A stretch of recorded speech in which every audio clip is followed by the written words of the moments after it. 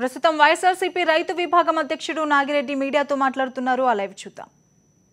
అయ్యారని చెప్పి మీకు అనుకూలమైన మీడియాలోనే వచ్చింది. అలాగే చిత్తూరు జిల్లా నుంచి మీరు ప్రాతినిధ్యం వహించుతున్న కుప్పం కాన్స్టిట్యున్సీ నుంచి వేల మంది ప్రజలు పొట్ట చేతి పట్టుకుని మైగ్రేట్ అయినట్టుగా వచ్చింది.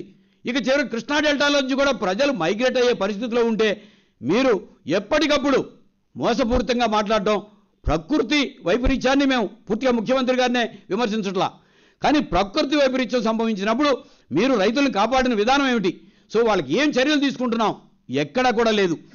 ఆ తర్వాత కందిపప్పు ధర పెరిగిన రేషన్ కార్డుల ద్వారా 50 రూపాయలకి ఇచ్చాం. ఇంతకంటే పెద్ద మోసం ఏమన్నా ఉందండి?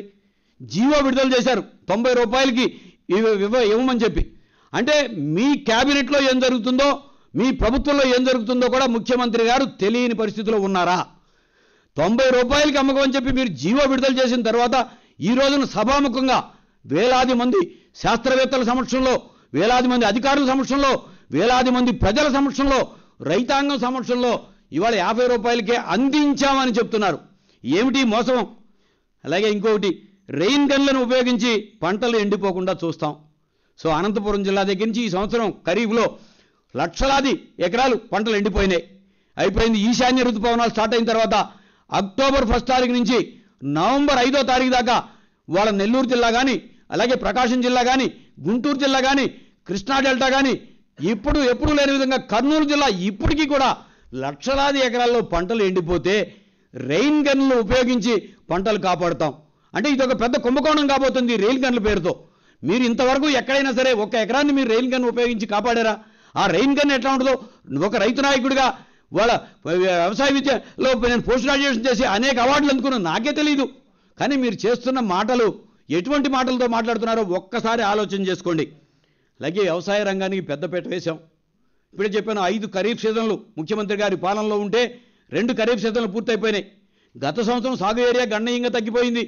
అలాగే రైతాంగం పూర్తిగా సంక్షోభంలోకి వెళ్ళిపోయారు. మరలా ఈ సంవత్సరం అంతకంటే పెద్ద సంక్షోభంలోకి వెళ్ళిపోయారు. పూర్తిగా కరువు ప్రాంతం అయిపోయింది. అయిపోతే దీని మీద లేకుండా ఇంక ఎప్పుడో పెద్దపేట వేస్తామని చెప్పి మాట్లాడటం. ఇక వ్యవసాయ పరికరాలపై సబ్సిడీ పెంచాం. పొగాకు శనగకు మద్దతు ధర కల్పిస్తున్నాం. పొగాకు రైతుల పరిస్థితి ఏంటో ఇప్పుడు రాష్ట్రంలో చూస్తున్నాం. రోజు కూడా పొగాకు రైతులు ఆత్మహత్య చేసుకున్న పరిస్థితి. పొగాకు కొనుగోలు చేయని పరిస్థితిలో వాళ్ళు మీరు పొగాకు బోర్డు ఉండి కూడా కేంద్ర మంత్రిని తీసుకొచ్చి కూడా రైతాంగం ఎంత సంక్షోభంలోకి వచ్చారో ప్రకాశం జిల్లాలో రైతులను అడిగితే చెబుతారు. అలాగే పశ్చిమ గోదావరి జిల్లాలో రైతులు పొగాకు రైతులను అడిగితే చెప్తారు. ఎప్పుడూ లేని విధంగా పొగాకు రైతులు ఆత్మహత్యలు చేసుకుంటే పొగాకు రైతులకు మద్దతు ధర కల్పించాం. శనగకు మద్దతు ధర కల్పించాం. అసలు మద్దతు ధర కల్పించడం ఏమిటండి ముఖ్యమంత్రి గారు? మద్దతు ధర కేంద్ర ప్రభుత్వం నిర్ణయిస్తే దానిని అమలు చేయవలసిన బాధ్యత రాష్ట్ర ప్రభుత్వాలది. మద్దతు ధర కొనుగోలు చేయవలసిన బాధ్యత రాష్ట్ర ప్రభుత్వాలది. కానీ మీరేదో కొత్తగా మద్దతు ధర కల్పించాం.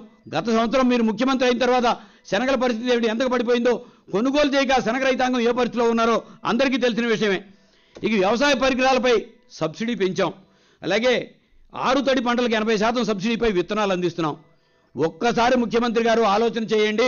ఇప్పటికి 1120 కోట్లు రైతులకు ప్రకటించిన ఇన్పుట్ సబ్సిడీ చెల్లించకుండా బాకీ ఉండిపోయింది. గత సంవత్సరమే మీరు 230 మండలాలు 238 మండలాల్లో కరువు మండలాలుగా ప్రకటించారు.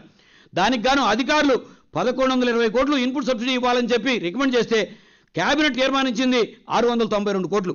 దీనికి గాను కేంద్ర ప్రభుత్వం జాతీయ విపత్తుల సహాయ నిధి నుంచి 231 కోట్లు చెల్లిస్తే కూడా 692 కోట్లు మీరు రైతాంగానికి చెల్లించింది 188 కోట్లు మాత్రమే. ఇంకా 1120 కోట్లు రైతులకు చెల్లించాల్సిన ఇన్పుట్ సబ్సిడీ మీరు ప్రకటించిన కరువు మండలాల్లో మీరు ప్రకటించిన ఇన్పుట్ సబ్సిడీ చెల్లించకుండా ఆపేసి ఇవాళ మీరు 100 కోట్లతో హైదరాబాద్లో వాస్తు పేరుతో తెలంగాణ ఆస్తుల్ని వాస్తు పేరుతో చేయటం, అలాగే క్యాపిటల్ శంకుస్థాపన పేరుతో 400 కోట్లు, ప్రత్యేక విమానాలు ప్రత్యేక హెలికాప్టర్ల పేరుతో 100 కోట్లు, మీరు గోదావరి పుష్కరాల పేరుతో 2000 కోట్లు, పట్టసీమ పేరుతో 1300 కోట్లు టెండరు. సో 21% ఎగస్ట్రా అంటే 275 కోట్లు, మళ్ళీ 92 కోట్లు అధికంగా చెల్లించాలని కేబినెట్ తీర్మానం చేశారు. కానీ రైతులకి ఇప్పుడు వరకు మీరు ప్రకటించిన ఇన్పుట్ సబ్సిడీ చెల్లించాలని కూడా మీకు అనిపించలా. అంటే రైతులకి ఇది ఇంత కరువులో ఉంటే కూడా, ఇంత సంక్షోభంలో రైతాంగం ఉంటే వీళ్ళకి చెల్లించాలి అని మీకు అనిపించలా. ఇంకోటి ప్రధానమైన అంశం, నేను మళ్ళీ ప్రధానంగా అయినా మినువులకి 5,600 రూపాయలు నేను బోనస్గా చెల్లిస్తాను. 1000 రూపాయలు బోనస్గా చెల్లించి మినువులకి పెసలకి 1000 రూపాయలు ఇచ్చి రైతులకి అందిస్తాను. ఏం మీకు ఈ రాష్ట్రంలో ప్రధానంగా పండే పంట వరికి ధాన్యానికి బోనస్ చెల్లించాలని మీకు అనిపించలా? ఆ తర్వాత అత్యధికంగా పండేది వేరుశెనగ రైతులు వాళ్ళ మద్దతు ధర కూడా లేకుండా మీరు అండర్ సేల్కి అమ్ముకున్నట్టుగా పత్రికలో వస్తుంది. వాళ్ళకి బోనస్ చెల్లిస్తారని మీకు అనిపించలా?